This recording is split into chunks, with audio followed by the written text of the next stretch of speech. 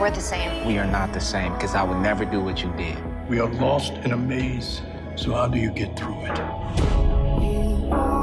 She made us accomplices, Pudge. We have to live with that for the rest of our lives. How are you gonna defend her? Since tonight. Eternal sadness. You guys don't trust me? Something terrible has happened. It's not fair. You don't have a choice. It's the human condition. Even when your heart breaks, you have to find a way to keep living. This is too heavy for me. We gotta start the show.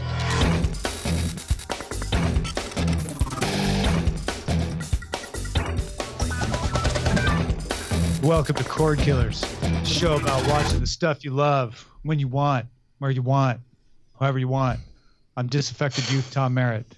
I'm Brian Brushwood, and that appeared to be a preview for a new Hulu. Is it a Hulu original? Is that right, Bryce? That's right. This is Hulu's new Looking for Alaska, coming October 18, based off the John Green book of the same name. Comedy, right? Yeah.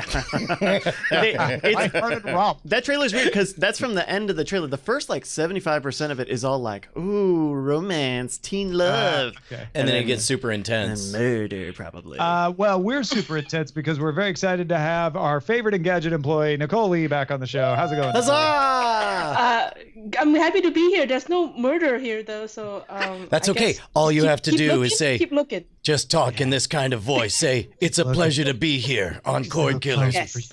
Eventually. Yes, it is. Have you seen Alaska? I'm looking for Alaska. Also, in the meantime, we could check in on the primary target. Promise we're going to do the whole show that way. Hey, are you Netflix and the makers of some of your most popular library content like The Office and Friends are taking them back for their own competing services? No problem. You're made of cash. Just go buy the top library content from the studios who have decided not to create their own competing service and just profit on those of you who are. And I mean, of course, Netflix has reportedly struck a deal to get all 180 episodes of Seinfeld from Sony Pictures Television for 5 years, starting in 2021. So Hulu's deal for Seinfeld ends in 2021. Amazon has the rights internationally. They won't have them internationally anymore after 2021 when Seinfeld moves to Netflix. Yay! Netflix is saved, Brian. This is, forgive me for saying, a pretty shabby Band-Aid. Like, it's at least something to binge that fills that, it's roughly the same shape as the Office plus Friends-sized hole in everybody's heart, but not really. I don't know that this is going to be the quick fix that everybody would like to believe. Nicole? Is it a quick fix? I don't... I mean... It's not the same thing. I agree. It's not the same show. It's not the same show. I mean, it's a show that you Here's can where binge. it is a show. We can all agree on that. It's a show about nothing. We can all agree on that. Here's the thing. I think the whole Netflix is losing friends and it's in trouble thing is so overblown. I've talked about that on the show before. I also don't think most people think Seinfeld's going to save Netflix. That is, of course, being tongue in cheek. But I do think this points the way to why Netflix isn't just going to be HBO soon, right? Like that would be one possibility is, well, Netflix will just rely on its originals and it won't have any library content because everybody will keep it for themselves. Fact is, not everybody's doing a streaming service and Sony Pictures is one of them. Will Seinfeld save Netflix? Of course not. Seinfeld's popular, but it doesn't have that weird appeal to millennials that Friends seems to have. It's not as new and relevant still as maybe The Office is. But I do think, in all seriousness, that this shows that, well, Netflix is not going to have no library content. It has a lot of money. And for the library content that isn't owned by the people making their own streaming stuff, it will be able to get whatever it wants, I think. Yeah, I agree. And I mean, you got to have something on there. What they're structurally doing is part of the appeal. Yes, it was a timing and a generational thing to The Office, but there's also that bliss that comes from only make the decision once.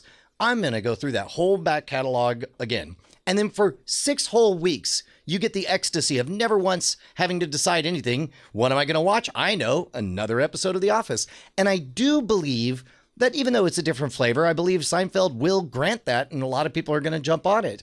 I think that you are correct that the perception that that Friends or The Office is the glue holding together Netflix was totally overblown. But I do believe that this is an indication that they understand that people want to binge very big, very long-running properties. And in fact, I wouldn't be surprised if they started digging up some old weird stuff like, I don't know, I don't know who owns it, but like MASH or I think Cheers is on there. Is that right? Or Cheers is on Netflix, but also on Hulu right now. So that's a non-exclusive because I think CBS owns the rights to Cheers. Yeah, I think that there's something to the bliss of just a long runway before you have to make another decision. That is what they're really trying to satisfy here. Yeah, I think what we're going to see here is more of these kinds of deals coming to Netflix.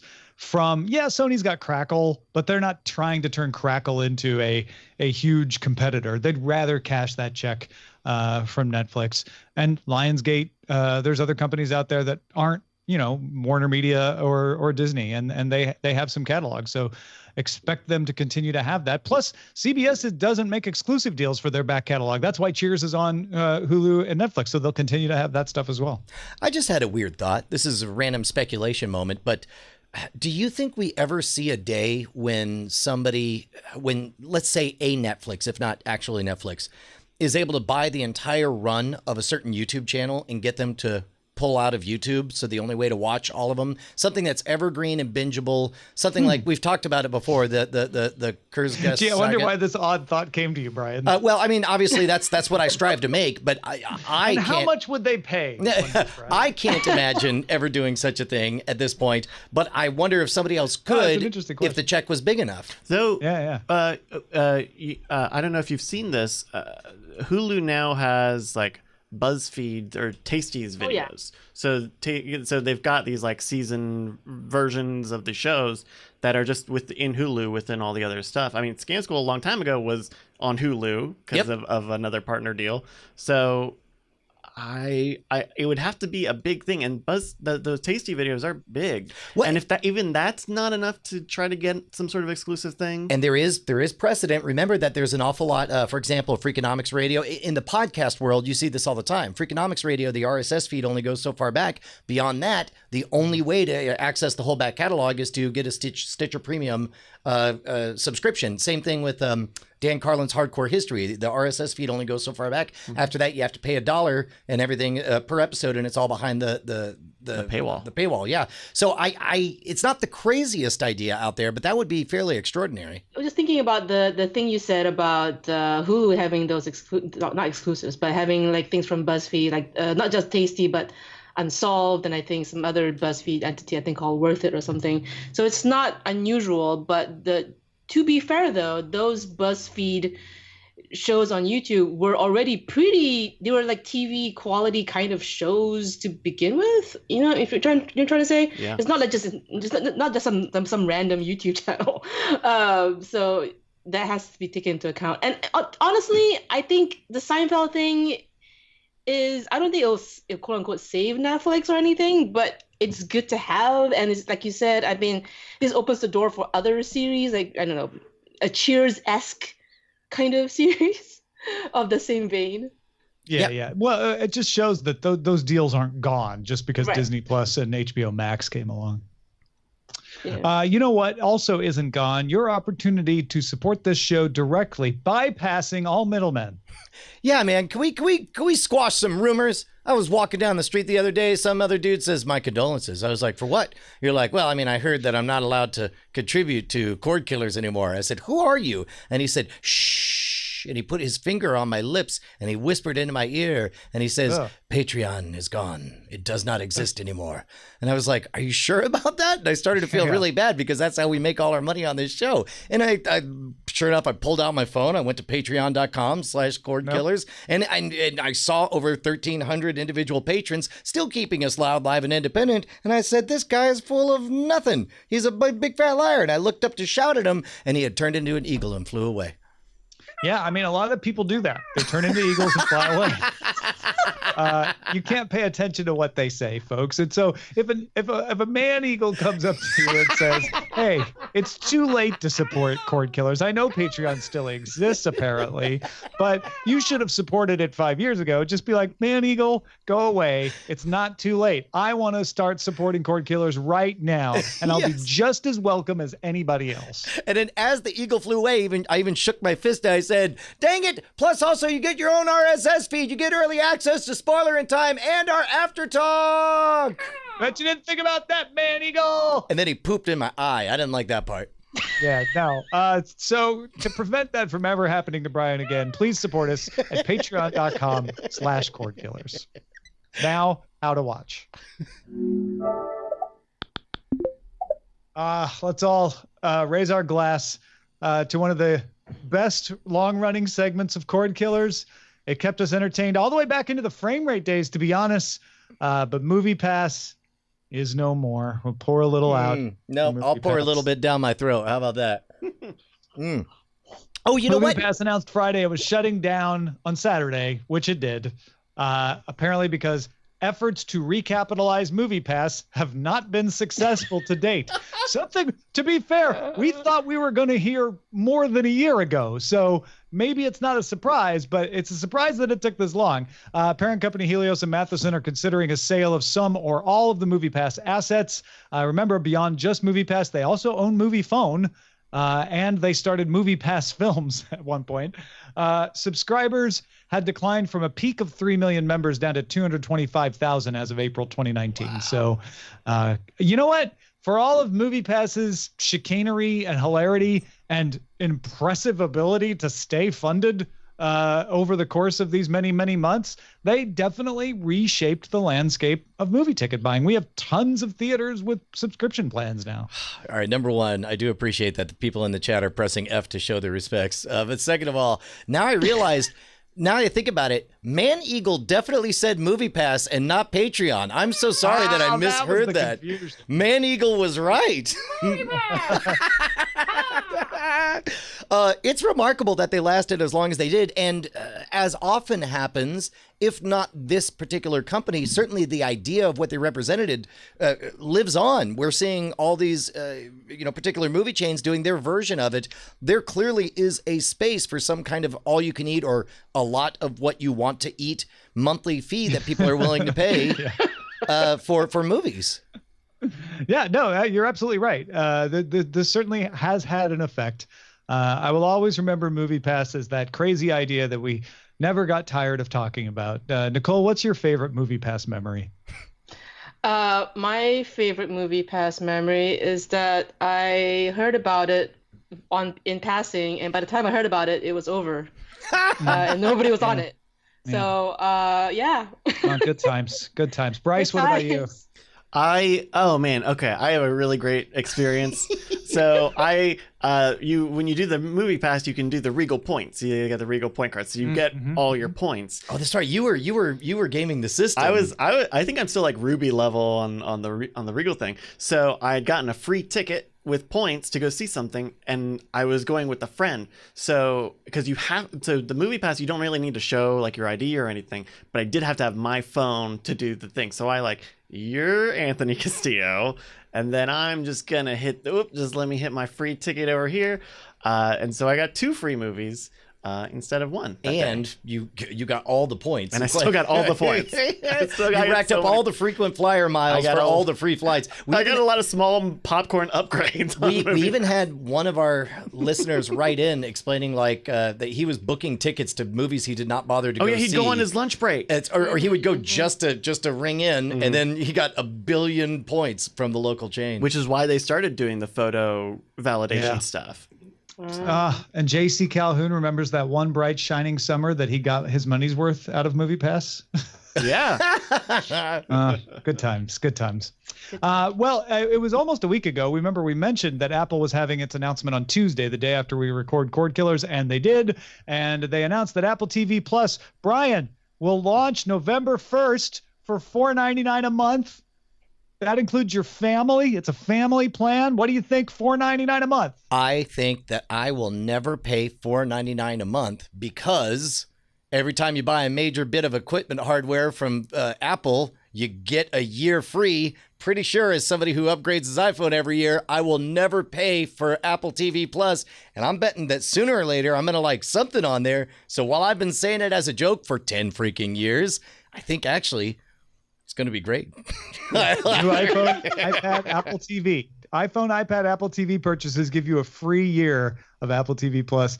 I love that you have just pivoted. It's going to be great without changing a word from a mocking sentiment of disbelief to a supportive sentiment of thank you for all the free content. I mean, it's literally going to be free to me and my family forever. And like free, the F word's a very compelling argument. Like, this is great. Nicole, what do you think of this price point?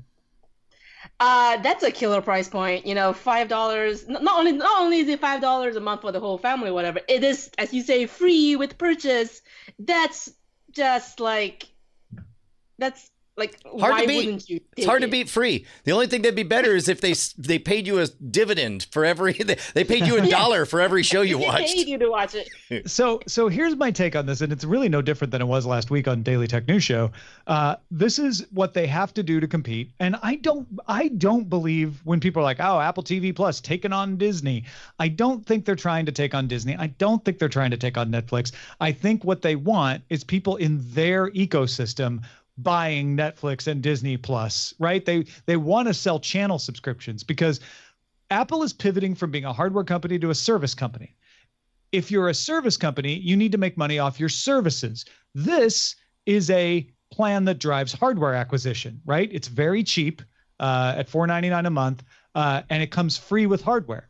My feeling is this is a way to just drive more people into the ecosystem and say, Apple TV Plus is not the service we're going to make money off of. Taking a 30% cut of your HBO, CBS, et cetera subscription is where we're going to make the money. So this is going to be our loss leader in services going forward.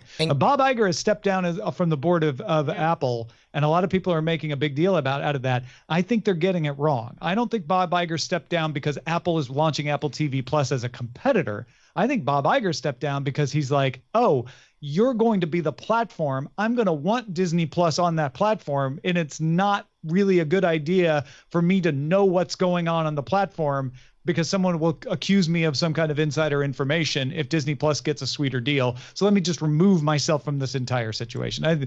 I think that makes sense. It's a little bit of competitive concern, but I think it's just a wider, like, this is not one of your customers shouldn't be on the board for the company that's running the service. So the question of like, does it make sense to create a top quality content network and give it away for free to anyone who buys a laptop sounds weird, but not as weird as doing the exact same thing to anybody who pays $70 a year for free shipping, which is exactly what Amazon Prime did. And we watched Amazon Prime going from a distant third or fourth tier network to being second only to Netflix. So there's no reason that we can't expect the exact same thing from Apple.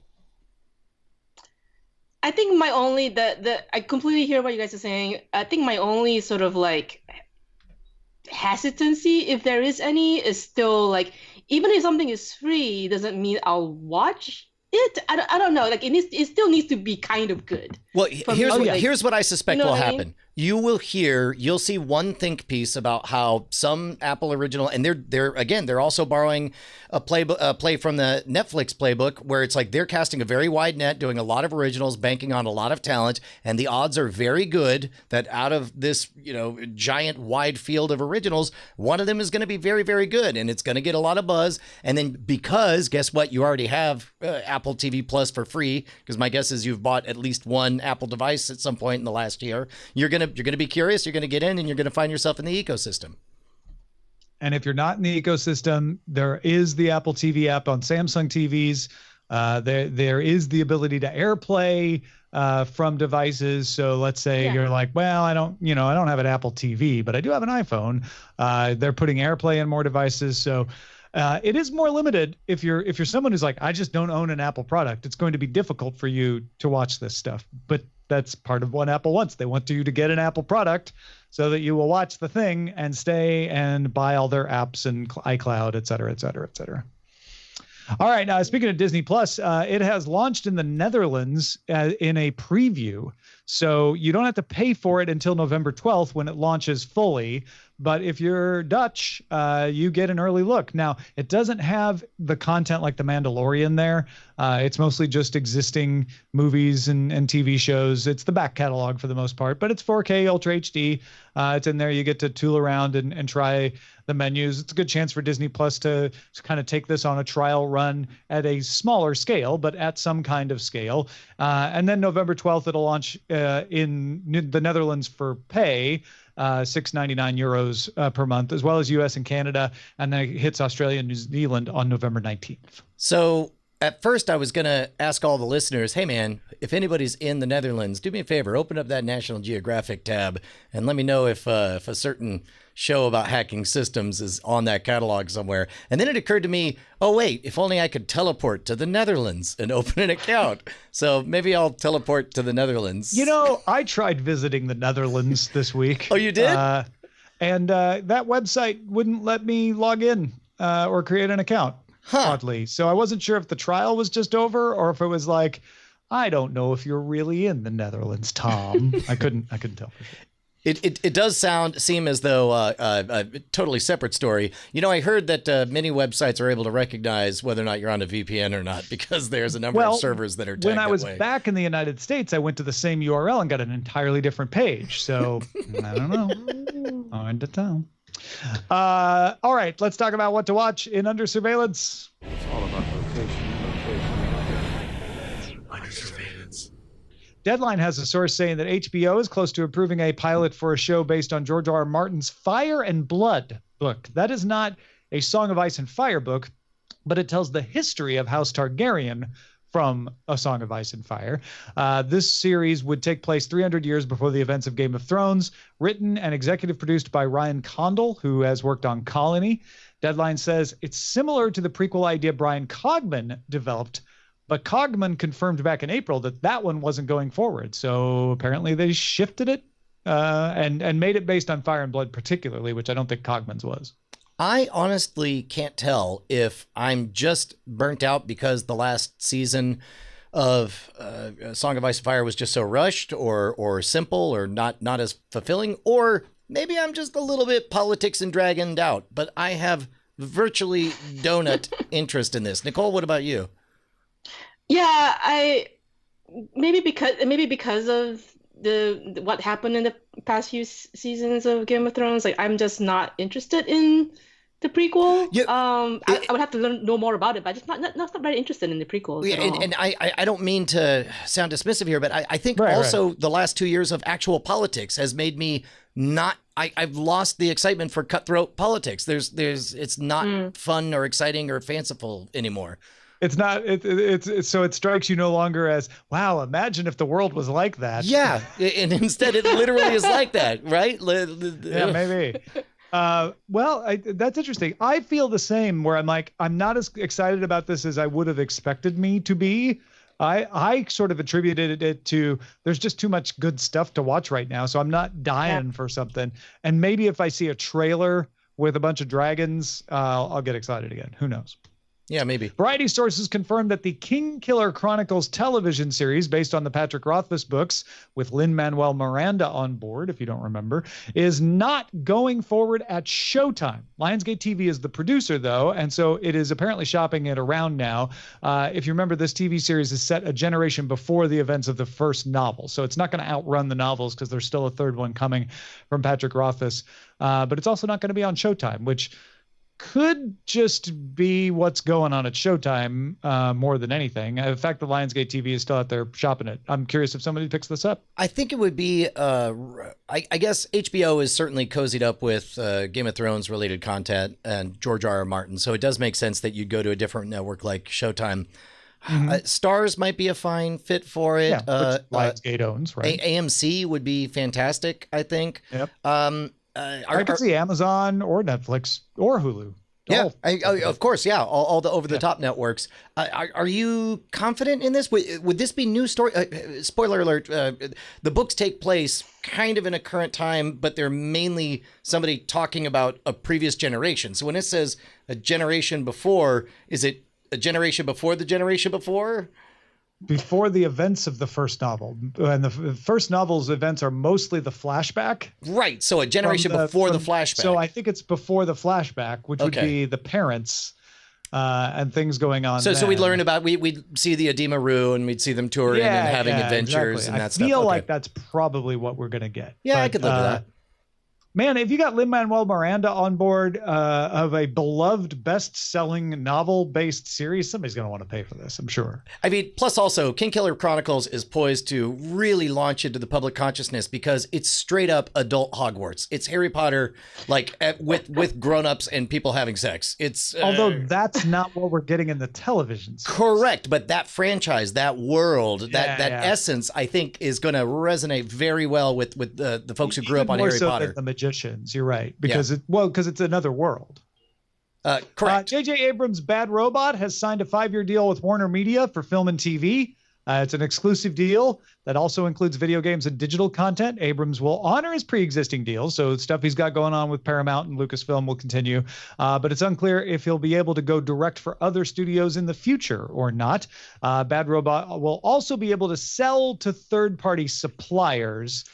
So there is a little wiggle room in there to create a show and ship it off to somebody else. But basically, it's a coup for Warner Media to lock up Bad Robot and JJ. Yeah, and they desperately need names. I mean, they're leaning so hard on running the HBO brand into the ground. You might as well run JJ Abrams' name down on the ground, too, while you're at it. Well, remember, this isn't just about a brand. This is about him making movies for Warner Brothers, television series for HBO Max, HBO, TNT, etc. Like it's a lot of different things that come out of Bad Robot. So, I'll be interested to see what kind of original stories that Abrams tells for Warner Brothers films, more so than anything, to be honest. The Muppets Live Another Day, which was supposed to pick up from the 1984 movie Muppets Take Manhattan, has been shelved by Disney Plus. Now, don't get confused. This is not the same as Muppets Now, which they announced at the launch of Disney Plus. That's the unscripted format. That's still coming in 2020 at Disney Plus, and it's a short form series. Muppets Live Another Day is a different series that was coming from Josh Gad, Adam Horowitz, and Eddie Kitsis, the last two of Once Upon a Time fame. Music had been composed by Bobby Lopez and Kristen Lopez, and it was to be directed by Jason Moore of Avenue Q and Pitch Perfect fame. But apparently there were creative differences with the studio. The studio wanted to go one direction, and the producers wanted it to go another, so they just called it all off. If you're feeling sad, then console yourself by watching the amazing Defunctland documentary on Jim Henson. That'll give you a good 3 hours of joy. And you're still getting Muppets Now, which granted is different, short form, but the first actual look at a full Apple TV Plus offering was the premiere episode 1 of Dickinson, starring Haley Steinfeld, which showed at the Tribeca TV Festival on Saturday. I feel like we've dropped the ball by not sending Brian to the Tribeca TV Festival on Saturday. A new song from Haley Steinfeld called Afterlife will be released on September 19th this week in promotion of the launch of the series Dickinson coming to Apple TV Plus. Now we know November 1st. Cool. So when we talked earlier about some TV show getting buzz, Nicole, this is kind of the kind of thing that Apple TV Plus would want to see, right? Yes, I guess. I know. I heard about Dickinson. I saw the trailer. Every part of my being was just like, I am not sure about this show. This seems a little bit too modern hip-hoppy for what was a kind of a depressed poet. So it was very weird vibes, and I wasn't sure about what it'll end up looking like. But grain of salt. I don't know the whole story, so we'll see.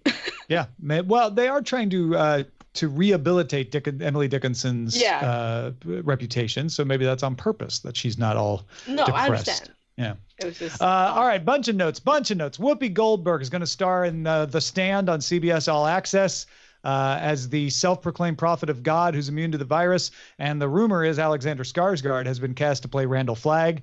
Sterling K. Brown's Washington Black, telling the story of George Washington Black, an 11-year-old field slave on the Barbados sugar plantation, has got a script commitment from Hulu. His Dark Materials will air on BBC Sunday, November 3rd, and on HBO Monday, November 4th. A reboot of the 1980s kids series Ghost Rider, about a ghost that releases fictional characters from a bookstore into the real world, will premiere on Apple TV Plus at launch November 1st. Netflix has cast Sweden's Adam Paulson as Young Wallander in the series Young Wallander, alongside Argo's Richard Delane and Black Mirror's Leanne Best.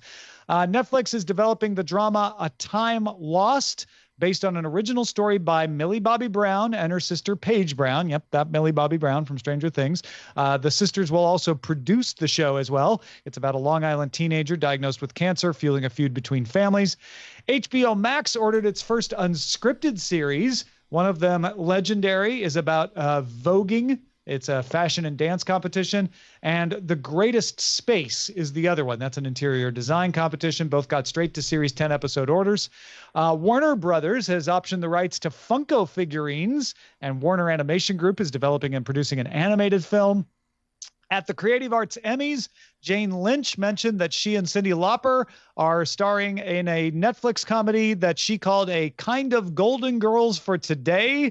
Writer and comedian Carol Leifer is apparently also working on it. Leifer used to work on Seinfeld. And finally, The Good Place returns September 26th, and NBC is offering 6 digital shorts featuring the demon Sean. He's played by Mark Evan Jackson. It's in the NBC app if you want to watch it, called The Selection, just kind of loosely bridging the gap between last season and this one. Man, so much happening. Obviously, most excited about The Good Place. Can't wait for that to happen. I don't know that I'll watch those shorts just because it's just going to whet my appetite even more. But the that Jane Lynch, Cyndi Lauper thing sounds fantastic. Those are 2 fantastic talents that I bet I wouldn't be surprised if they just have complete electric chemistry. Well, and if you see, what's the name of the Jane Fonda, Lily Tomlin Netflix series that's going Frankie away. and Grace. Grace and Frankie. Yeah. Frankie. If you see that going away and you're like, we need something for that audience, that's super smart for Netflix. Yep. Also, I'm provisionally going to be excited about Whoopi Goldberg as Mother Abigail? Is that her name? Yeah, I could remember. That can work. That'll be interesting. Anything catch your eye in these notes, Nicole? No, I don't know if you guys saw the Paul Rudd trailer. I don't know if that was old news or not old news or something, but we can talk about that later, I suppose. Paul Rudd trailer? There's a Paul Rudd trailer for a new Netflix movie. Living with Yourself? Paul Rudd versus Paul Rudd. Paul Rudd versus Paul Rudd. All right, cool. And that was interesting to me. So. Cool. Well, let's talk about what you've actually been so interested in that you've watched it. Nicole, what have you had your eyes on?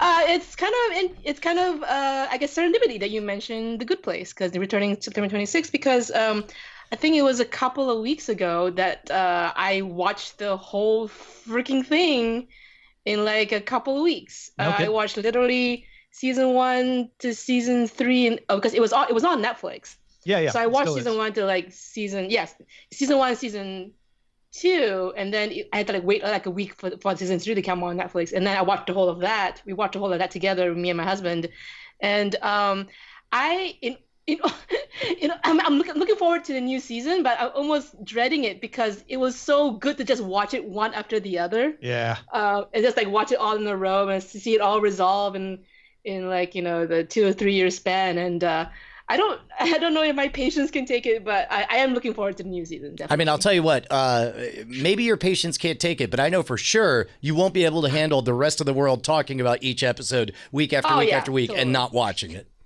Eileen's catching up on these too, and I'm curious if she's going to end up catching up by September 26th, at which point I will have to wait to watch The Good Place with her. No. Oh, Tom. No, I've been free of that for all 3 seasons, Tom, look, I'm not one to support infidelity, but no, I know. I do believe Trust a man me. is only so strong. Our marriage is strong enough to make it through this challenge, but I mean, maybe you could have a bit more of an open relationship for extenuating circumstances. I can plead. I had to watch it for work. I'm sorry. And they're definitely worth watching again, right? Like I'm never gonna. Oh yeah, like it's for some reason, I just never got on that train for whatever reason, and I just got on the train literally a month or two ago, and it's a joy to binge. Just one after the other, like it's like popcorn. It's like snacking. Yeah. It's a joy. Absolutely. Brian, what have you had your eyes on? I continue to show my daughter some of the classics from when I was younger, and I was listening to a podcast where somebody was saying that The Hunt for Red October holds up. And sure enough, it does. Although it is weird to explain to my kid what the Cold War was and why you should be afraid of the Russians in a very real way and what it was like for a society to be on the brink of nuclear war at all times. But it's interesting because I remember when I was younger watching that movie, it felt like a bunch of surprises and machinations, and it felt like this deep, rich, complex story. But now that I know more about storytelling and that the Cold War is a distant memory, it is a shockingly simple story, and a shockingly short one, too. It's like, dudes want to steal a sub. They do. The end.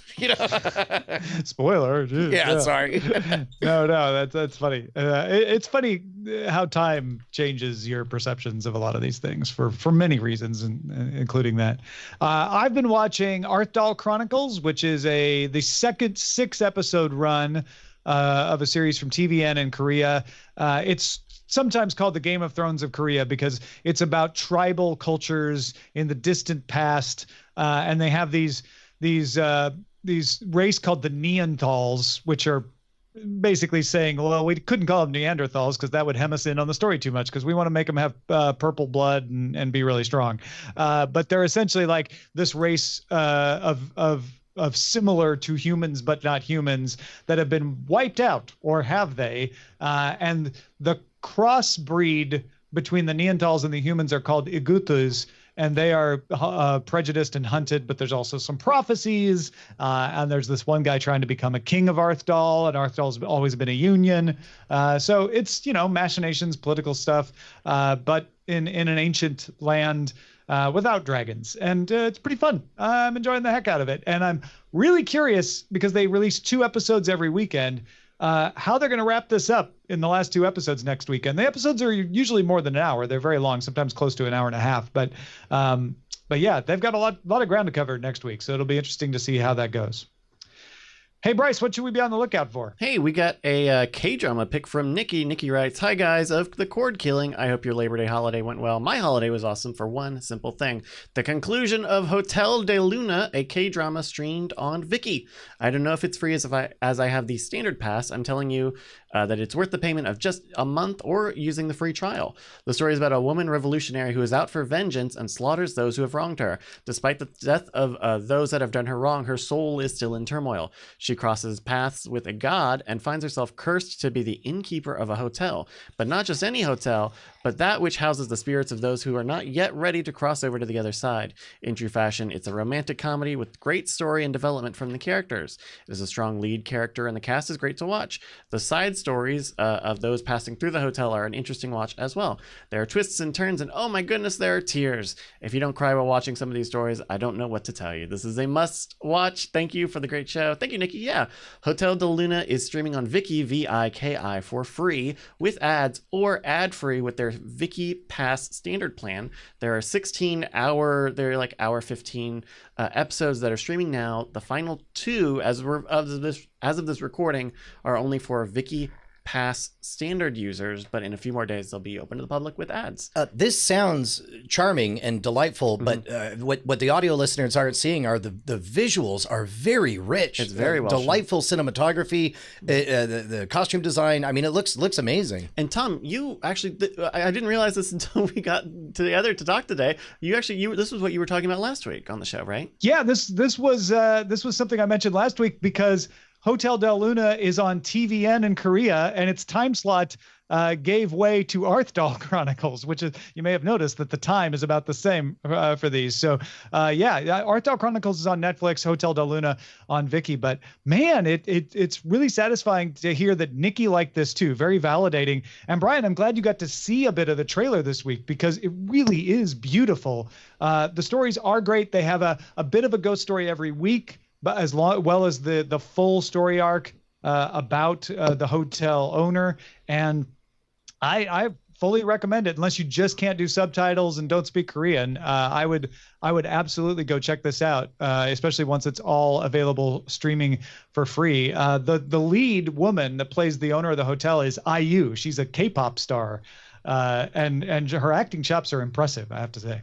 That's awesome. Yeah. If you got something we should be on the lookout for, email us cordkillers@gmail.com. Ladies and gentlemen, I do other shows. Yeah, Cordkillers isn't my entire life. It's a big part of it, but every day in the afternoon, we stream live and make available as a podcast, the Daily Tech News Show, and we are changing our rewards. If you have never thought about supporting Daily Tech News Show, now's the time to go check out the new rewards. They go up on October 1st. We've got a post up detailing what they are, but there's some really cool new stuff involving merchandise and art from Len Peralta. If you want to support independent tech news directly, there's no big corporation behind it. It's just me, Sarah, and Roger. Go check it out at patreon.com/DTNS. All right, let's move on to the front lines. Front lines. 97-year-old Norman Lear became the oldest Emmy winner in history when live in front of a studio audience, Norman Lear's All in the Family and the Jeffersons took the Emmy for Outstanding Variety Special Live. Of course, Lear credited Jimmy Kimmel for the idea. He also thanked farmers and ranchers for keeping him nutrified. He said it better than I just did. And he said, well, I think Kimmel said in the backstage that they plan on doing this again in December on ABC.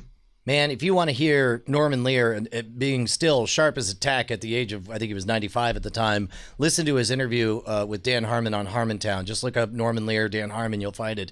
It is a riveting hour of just all of the insights of how he transformed television. It's great. And if you want to see All in the Family and the Jeffersons live, Outstanding Variety Special Award-winning live episode, that's available on Hulu as well. Nicole, did you watch this? Are you into this at all? I haven't watched it, but I'm interested in watching it sometime. Yeah, and I'm curious to see what they do this December too. Hey, Tom, you know how normally we're always reporting on how cable television is losing all their subscribers? Guess what? Now we get to tell what's happening in the future. AT&T themselves forecast that they're going to lose 1.1 million TV customers in Q3. AT&T reported a net loss of 778,000 subscribers last quarter. Those numbers are for DirecTV and Uverse, not DirecTV Now, the over-the-top network, a.k.a. ATT Now. AT&T lost 168,000 subscribers from those over-the-top services, but has not made a projection for Q3 for them. Yeah, a bunch of their investors are upset about them doing things with television that the investors think they shouldn't have done. So, it's so unlike a giant mega corporation to just buy everything and decide it should do everything. Strange, huh? Yeah. Oh. YouTube is shutting off its TV-friendly interface for web browsers. You'll still be able to get YouTube in a browser on a home theater PC even, but you won't get that lean back interface that it made it easier to use from across a room. I'm guessing that's because YouTube would like you to use their app for some reason. I would also guess that, I mean, it costs money to keep that kind of stuff up to date. Anytime you make an institutional change, you have to make it across all your different stuff. And my guess is quite simply not enough people were using it on desktops, because if you have Roku, you're using the Roku app. If you have an iDevice, you're using that app. And if you're on a computer, you're almost certainly using the traditional desktop interface. But I will say that tv.youtube.com interface almost always tended to mirror those app versions. Right, but you have to have a human touch that thing every single time there's a change made to it. And if nobody's using it, then why are we paying this intern, $50,000 a year? Google shutting down more features.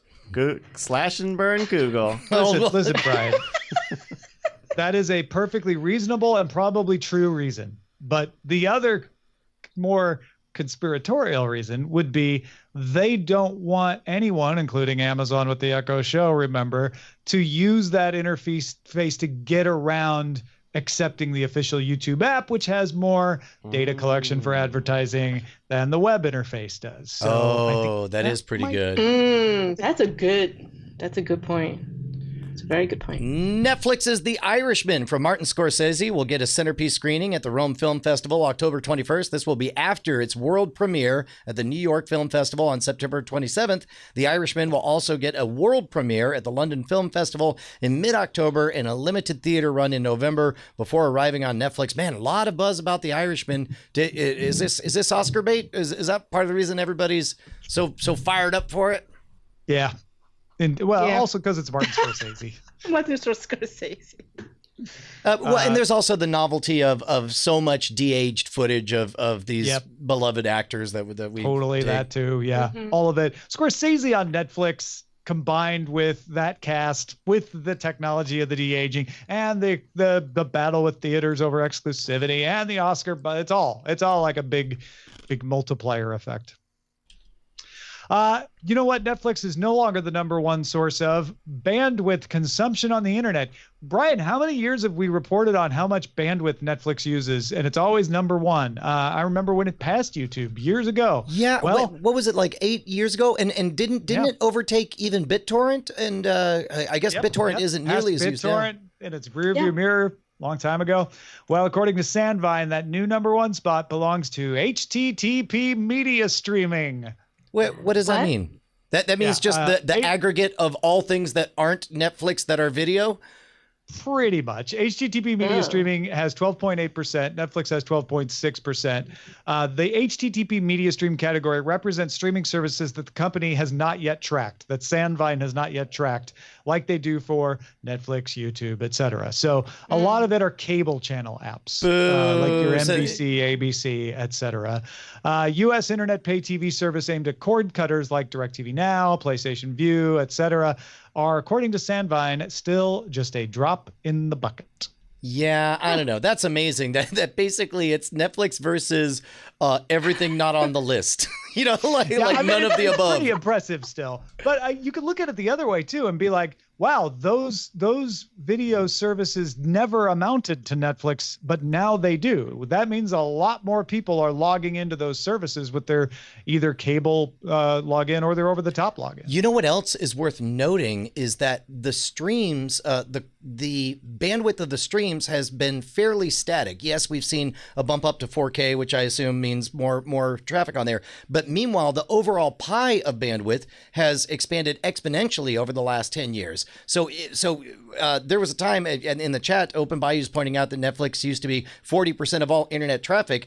Let's say that number remains static. Let's say Netflix continued or even increased the amount of traffic that it does. But meanwhile, when all of the internet, all of the bandwidth expands, 100 times larger due to the rollout of gigabit fiber everywhere, all of a sudden it makes sense that it would be less than 12%. Yeah, and the other ones on the list are YouTube, IPTV from your operator, TLS, HTTP, that's the secure HTTP. It's sad that one's smaller. BitTorrent and Facebook. So basically what they're saying is if you broke MediaStream down even into its largest components, it wouldn't be bigger than Facebook yet. But you combine them all together and finally everybody else is bigger than Netflix. So I think that is a useful data point. Yeah. Meanwhile, TVB, the trade organization for local TV stations, is working to convince advertising groups to use viewer impressions for ad deals instead of TV ratings. This would make it easier for advertisers to buy across multiple local outlets beyond just local linear TV.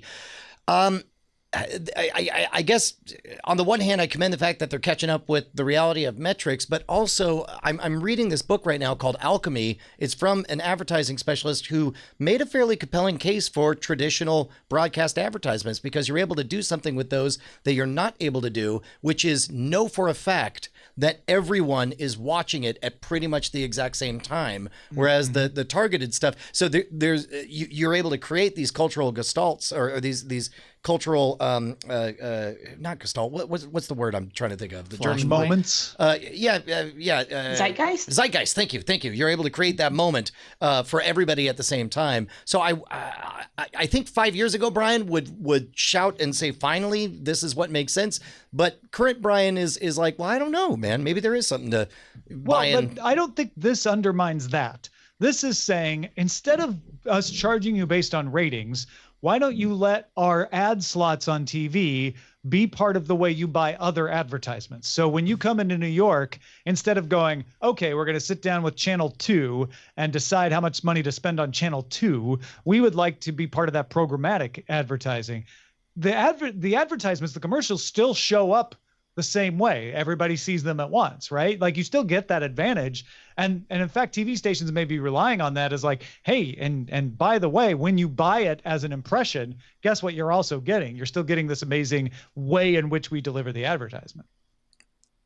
Yeah. But right now they're missing out on clients who are like, yeah, I don't want to have to go buy by ratings. I just want to buy by impressions. It's about the shopping list of it, I think. All right, let's get to the dispatches from the front.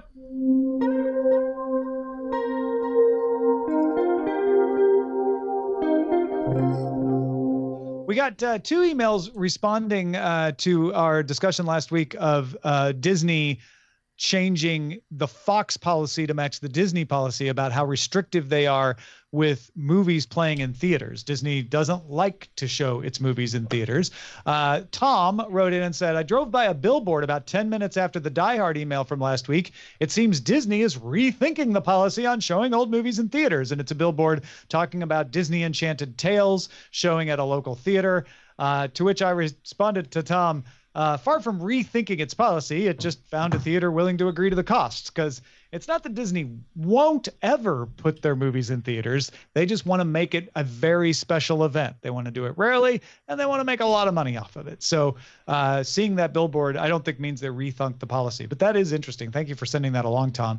And then Kurt said, if Disney is locking down the 20th Century Fox film catalog, will this include Rocky Horror Picture Show midnight screenings? And no, it will not. Rocky Horror specifically, it was exempted from the policy according to multiple stories that I read last week. So good news. Dr. Frankenfurter is, yes, Disney's latest evil queen in Kurt's words, but he will not be restricted from being shown on your midnight movie screens. Got an email from Umbre saying, glad to see the animated discussion about YouTube recommendations. As a developer who has dabbled with AI, I wanted to share my thoughts. I often hear things like Brian claimed, where you need to feed the algorithm or use its service more, or use the service more. However, this is not always the case. AI basically analyzes data and matches patterns, yet human likes and dislikes are not always predictable. For example, without AI and just through pure observation, when I watch a movie that'll be covered on Spoilerin Time, I know with nearly 100% accuracy whether Brian will like it or dislike it. In fact, I also know whether he will rant or rave about it. Tom, however, is more of an enigma. I only often know whether or not he will like or dislike it, and I'm sometimes surprised by what he might love or hate. In this case, Brian's preferences are predictable, but Tom's preferences are not. This also means that Tom's continued use of the service and broadcasted signals might even add more junk data that would confuse the AI even more. As such, I'm not surprised that each of you had a unique take on this story. If your personal data has no obvious pattern, or if your tastes are not in alignment with what the algo thinks is popular, then recommendations will be garbage. When Brian talks about his utopia with AI curated content stream, I can only see this as my own personal hell. I've fed many recommendation AIs with lackluster results. When Netflix last started delivering DVDs, I spent a whole week searching and rating movies I'd watched. At the end, I completely broke the recommendations, which gave a simple, we have nothing to recommend message. Even today, I have to manually search for many shows, as Netflix will not even bubble up stuff that I'm interested in on the main page feeds, which are all recommendation and popularity based. If the AI works for you, then great, but think junk data and unpredictable individual tastes account for many complaints about AI-driven recommendations. The algo just can't handle things outside of what considers normal. Thanks for killing it, Umbre. Oh man, what a great letter. So very well put. Thank you for that. Yeah. Nicole, I'm actually curious if you find the YouTube recommending good things, bad things, and different things when you use YouTube. It recommends pretty well, but it's almost too good, because it recommends things that are within the realm of what it things I like. For example, like I like stand-up comedy, so it shows me like a variety of stand-up comedy things. But there are certain comics that I really hate, that I really do not like certain stand-up comics a lot, and it shows them up too, because they're within the category of stand-up comics, right? So like, yes, it's good that they recommended stand-up comics as a category, but it's not smart enough to know that I don't like some of them more than others. All right. But No, yeah. that's interesting. That's interesting. So it kind of goes along with that email. Yes, one of the best emails we've gotten. That's amazing. Nicole, you also are amazing. Thank you for being with us today. Thank you for having me. If folks want to find more of what you're doing online, where should they go? You can just go to engadget.com to see all my words and more of my words, but shorter versions of them. You can go to twitter.com/Nicole. 280 characters at a time. Our website is cordkillers.com. Our email address is cordkillers@gmail.com. We're live on twitch.tv/Night Attack, which is also carried on diamondclub.tv Mondays at 7 p.m. Eastern, 4 p.m. Pacific. We'll see you again next week. Hey guys, Brian and Tom here, and it's just the same old message at the end of the credits, just like always. That's right, Brian. Nothing new here except your name showing up. Oh my gosh, because I've got a you name. just supported us on Patreon. Yeah, all those $5 donors, look at that. That's your name in pixels. We're gonna make you famous, kid. Put your There's name in some pixels on classic the internet. names in there, but some of you are new. Some of you aren't there. It's sad. What can they do, Brian? I mean, they could go to patreon.com/Cordkillers and pledge $5 an episode and be one of these amazing people, like this one. Amazing. Oh, look at that name right there. Diamond Club hopes you have enjoyed this program.